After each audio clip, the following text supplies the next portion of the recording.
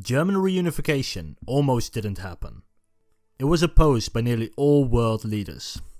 But there was one man who made it happen. One who convinced everybody. One man who vowed that Germany will be united. After the Second World War, Germany was split into several regions. What is often overlooked is that Germany was not separated into 4 regions, but 7. The 4 you probably heard about are these 4 occupation zones. This part was under British control, this part under Soviet control, this part under US control, and this part under French control. Berlin was similarly divided amongst these 4 powers. But there are 3 more regions. The first is this small area which became the Saar Protectorate, whose people decided to rejoin West Germany in the 1950s. Then there is this part, which today we call Kaliningrad Oblast. It became part of the Soviet Union and wasn't just a country occupied by foreign powers like the rest of Germany. This land was now Russian, these people were now Russians, and their official language was now Russian. And lastly, this vast area was given to Poland, meaning these Germans were now living in Poland. Over time, the British, French and US zones would become West Germany, and the Soviet zone would become East Germany. Because the capitalist West and communist East were on opposite sides of a Cold War, the 2 stayed separate countries. There wasn't really any hope that Germany will be united. Over time, a wall was built between the 2 Germanys to make sure that people from the poorer East could not emigrate to the richer West. In the 1980s, the economic and social differences between the West and the East were becoming apparent. Soon, peaceful protests broke out throughout the communist East, including West Germany. Then, on the evening of November 9th, 1989, the East German press secretary made a mistake that would change history. Haben wir uns dazu entschlossen, heute eine Regelung zu treffen, die es jedem Bürger der DDR möglich macht, über Grenzübergangspunkte der DDR auszureisen. But he was wrong. In actuality, people could now apply to travel abroad in a few months, not right away. But the words were said, the people had heard, and thousands flocked to the border crossings. Because the press secretary misspoke, people thought that the gate was open immediately. The bewildered border guards didn't know what to do with the tens of thousands wanting to get through. And so, without being given orders to do so, the border guards opened the gates and let the East German masses through.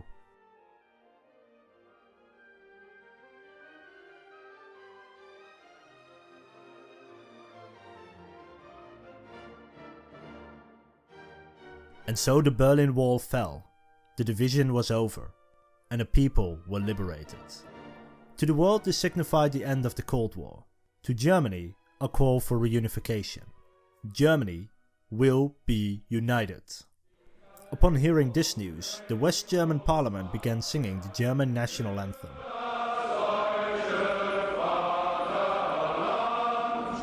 But one person was notably missing. One person who would change Germany forever.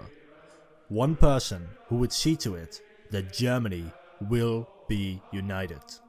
Chancellor Helmut Kohl, the leader of West Germany. Helmut Kohl was in Poland at the time, celebrating the first freely elected Polish government since World War II. Kohl was surprisingly quiet when he heard the news that the wall was open. He asked himself, what should I do now? This was a historic moment. If Germany was ever to become one country, it would need to be right now.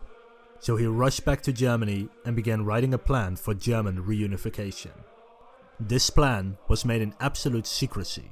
Nobody, not even his own government, knew what was going on except Kohl and those closest to him. In fact, he had only sent the speech to other world leaders an hour before he made it. And he only sent it in German, so they wouldn't be able to read this speech and stop him before he made it. And so on November 28th, a mere 2.5 weeks after the wall fell, Kohl made his announcement. Der Weg zur deutschen Einheit, das wissen wir alle, ist nicht vom grünen Tisch zu planen oder ist auch nicht zu planen mit einem Terminkalender in der Hand. Und abstrakte Modelle kann man vielleicht polemisch verwenden, aber sie helfen nicht weiter.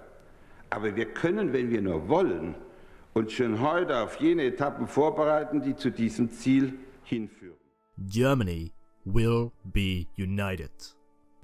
This speech was very popular in West Germany, but caused major anxieties in the rest of the world leaders. You see, the British, French, United States and Soviet Union still had troops on German soil, and they had so-called reserved rights, meaning these 4 countries had to allow German reunification, and all 4 powers were basically having none of it. A unified Germany is a powerful Germany, and a powerful Germany had been their enemy in 2 world wars. But Helmut Kohl was not deterred. Germany will be united. So first up, Helmut Kohl had to convince East Germany to even want to join the West. Well, this was an easy task. Reunification was seen as an escape from poverty, and during the East German elections, the first and only free elections in East Germany, Kohl campaigned for pro-reunification parties. And they won. So that's 1 down. Now it's time to convince the rest of the world. Because Germany will be united. Next up was France, led by François Mitterrand. Germany was founded on the defeat of France, and historically the two had been rivals for control of Europe. A unified Germany would be economically, industrially and politically superior to France. But Mitterrand was crafting his own plan. Germany really wanted reunification. He realized that by having this new powerful Germany at their side, with the rest of Europe at their back, it would have a big role to play in world affairs. So Mitterrand demanded a bigger role for the European Union, a single European army, a single European foreign policy, and a single European currency. And we can see the results of this today. Germany and France are the main deciding powers in the EU. The euro gave France a strong currency, and with the UK leaving the EU, the European army is finally becoming a realization. But this was exactly what the British did not want. The British Prime Minister, Margaret Thatcher, lived through the Nazi air raids, and she herself saved money for a Jewish girl to stay with her family for sanctuary. She feared Germany would dominate Europe and the UK over time. If we did not retain our national identities in Europe, the dominant people in Europe would be German. But by this time, the United Kingdom was no longer the superpower it was before the Second World War. And by Thatcher's own admission, the UK had become the least important of the 4 powers and would eventually bow down to the will of the other 3. Well, at least France was now persuaded. If Helmut Kohl could get the other 3 powers to agree, maybe that was enough, and he wouldn't need Britain's approval. It was time for Kohl to move on to the next power, the United States of America, led by President George Bush. Unlike the other 3 powers, the USA didn't really fear a powerful Germany. After all, Europe was an ocean away and wouldn't be able to cause too much trouble for America. This would, in fact, take a piece of territory away from the USSR and would put distance between their European allies and Soviet troops. And it would put NATO troops slightly closer to the Russian heartland. So, yay, that's 2 powers convinced. It really started to look like Germany will be united. But now came the Soviet Union, led by Secretary General Mikhail Gorbachev. His would be a tough one. East Germany was seen as part of the Soviet Empire. Gorbachev would not simply hand over a client state to their rivals. Not only did the Soviets fear a powerful Germany, it also feared British, French and US troops moving into East Germany, coming ever closer to Moscow. It is at this point that we have to look at the rest of Europe, particularly Eastern Europe, because while Eastern Germany was protesting, the rest of the USSR's client states were in similar stages of revolution. Within 2 years, the Soviet Union itself would collapse. Gorbachev was acutely aware of the state of his country and needed money to push through economic reforms he hoped would modernize the Soviet Union and, hopefully, keep his country together. East Germany was broke, and it was kept afloat by continuous money supplies from the USSR. So what if he could sell it to West Germany?